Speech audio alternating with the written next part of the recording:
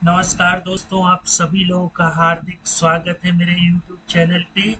दोस्तों, ये how to create school software in Tally program का पार्ट 11th है।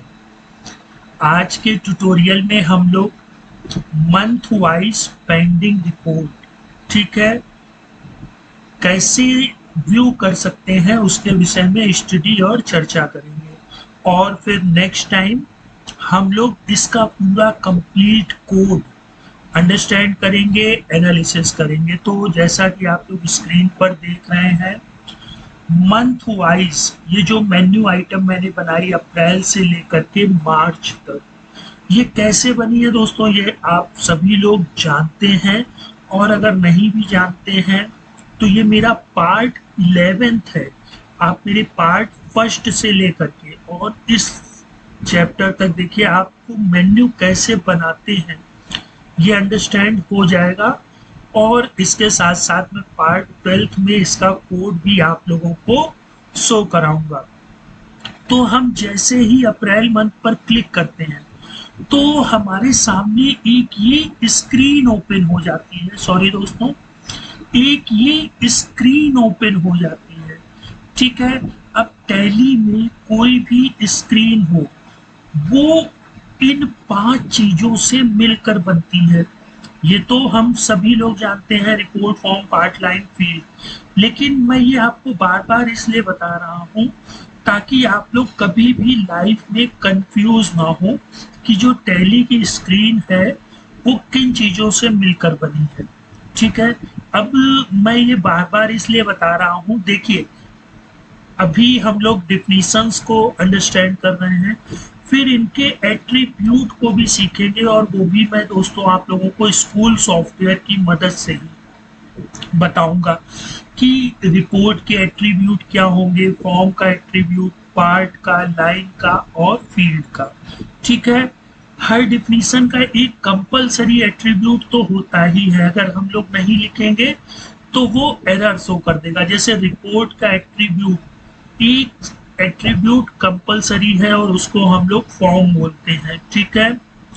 तो रिपोर्ट यूजेस फॉर्म, ये तो आप लोगों ने कई यूट्यूबर से सुना होगा, लेकिन रिपोर्ट का एट्रीब्यूट होता है फॉर्म। फिर फॉर्म यूजेस पार्ट, तो फॉर्म का एट्रीब्यूट होता है पार्ट। अब पार्ट यूजेस लाइन, तो लाइन का एट्रीब्यूट होता है, सॉरी, पार्ट का एट्रीब्यूट होता है लाइन। इसी तरह line uses field, in the sense field is the attribute of line. अब दोस्तों रिपोर्ट क्या होती है, ये जो ब्लू स्क्रीन आप लोग देख रहे हैं जहाँ पे REP APR लिखा हुआ है और जो स्कूल मॉड्यूल यानी कंपनी का नाम लिखा हुआ है, ये जितना ब्लू पोर्शन है इसको रिपोर्ट बोलते हैं। फिर रिपोर्ट में ही फॉर्म को क्या करते हैं हम लोग, चिपका देते हैं, ठीक है। इसीलिए रिपोर्ट में कंपलसरी होता है फॉर्म। ये जितना पोर्शन आप लोग फॉर्म में देख रहे हैं ये पूरा फॉर्म है, ठीक है। फॉर्म का एट्रीब्यूट पार्ट तो होता ही है, साथ ही साथ इसका एट्रीब्यूट हाइट और विड्थ भी होती है कि हमारी जो ये फॉर्म है उसकी कितनी हाइट होनी चाहिए और कितनी विड्थ होनी चाहिए, ठीक है। अभी जब मैं आपको इनके एट्रीब्यूट काफी डीपली बताऊंगा तब आप लोगों को और बेटर ढंग से ये चीजें समझ में आएंगी। अच्छा, फिर इसके बाद जो पार्ट होता है उसका एट्रीब्यूट लाइन तो होता ही होता है दोस्तों। इसमें एक एट्रीब्यूट और होता है रिपीट, जो कि कलेक्शन को रिपीट करवाएगा, है ना। और साथ ही साथ इसमें स्क्रॉल भी एक एट्रीब्यूट होता है। स्क्रॉल 3 तरह के होते हैं। अगर हमें वर्टिकल स्क्रॉल लगाना है, मतलब ऊपर नीचे, है ना, जब हम माउस के कर्सर से या एरो की से ऊपर नीचे आ सकते हैं। इसी तरह हॉरिजॉन्टल स्क्रॉल होता है जिससे हम लोग लेफ्ट राइट मूव कर सकते हैं। और तीसरा स्क्रॉल होता है बोथ। बोथ मतलब दोनों, मतलब वर्टिकल भी हमारी रिपोर्ट में वर्क करे और साथ ही साथ हॉरिजॉन्टल भी वर्क करे। फिर लाइन का एक एट्रीब्यूट फील्ड होता है और एक एट्रीब्यूट और होता है जो मैंने आप लोगों को बताया कि option on, option alter on inter. मतलब जब हम इंटर करें तो एक रिपोर्ट ओपन हो और वो कंडीशन के साथ कि हमने यहाँ कर्सर रखा है या यहाँ सिलेक्शन और यहाँ इंटर किया, तो इसी को ही एडिट करने के लिए वो हमारे सामने रिपोर्ट ओपन हो। फिर अगर हम सेकंड में जाएं तो सेकंड वाला ओपन हो, या अगर गीता वाले को सेलेक्ट करके इंटर करें तो उसकी स्क्रीन ओपन हो करके वो चीज अल्टर हो जाए। हम लोग जब स्कूल सॉफ्टवेयर में फीस को रिसीव करेंगे तो हम लोग ये सारी चीजें फिलअप करेंगे कि नहीं दोस्तों? आप लोगों ने देखा कि हमने स्कॉलर नंबर लिखा तो स्टूडेंट का नाम, उनके फादर नेम, उनकी क्लास और क्या डिमांड है उस मंथ की, ये सारी चीजें आ गई थी। और फिर हमने रिसिप्ट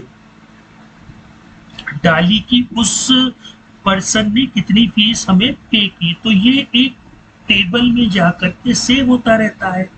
और फिर इस चीज को हम लोग डॉलर यूडीएफ से अपनी रिपोर्ट में खींच करके ले आते हैं। ठीक है, यूडीएफ मतलब होता है यूजर डिफाइंड फील्ड, मतलब अब name of student, name of father, April demand, ये टैली में आपको कहीं दिखेगी नहीं दिखेगी। तो टैली सॉल्यूशन ने जब टैली टीडीएल की संरचना की तो उसमें ये चीज भी हमें दी है कि अगर आप अपने किसी मास्टर क्रिएशन स्क्रीन में कोई चीज क्रिएट कर रहे हैं तो वहां पर आप अपनी भी फील्ड को डिफाइन कर सकते हैं और बाद में अपनी रिपोर्ट में उसको डॉलर यूडीएफ की सहायता से रिट्रीव कर सकते हैं। अब दोस्तों इसी तरह वो अप्रैल की डिमांड थी, जब हम लोग मई में क्लिक करेंगे तो मई का भी पूरा सेम टू सेम प्रोसेस होगा। मई की भी ये देखिए हर एक चीज यहाँ पर सेव होती रहेगी, जैसे अप्रैल की सेव है, मई की भी चीजें सेव होंगी और इनको भी हम लोग डॉलर यूडीएफ से अपने रिपोर्ट में खींच करके ले आएंगे। और इसी तरह दोस्तों जून की भी है। ठीक है, तो आप लोग ये चीजें समझ चुके होंगे कि हम लोग कैसे डेटा को फिल करेंगे और कैसे अपनी रिपोर्ट में उसको ले करके आएंगे।